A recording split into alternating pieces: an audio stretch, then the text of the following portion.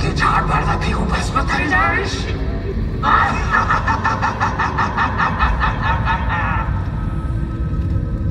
કોઈ ગભરાવાની જરૂર નથી.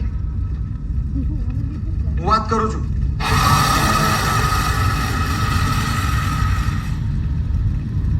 દૂર આ ખજાનાથી આ ખજાનો જામકુડીનો ખજાનો છે.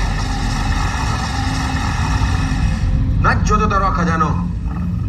આ જ ખજાનો છે ને જેના લાલચમાં આવીને તે 99 રાણીઓને બાળી કાઢી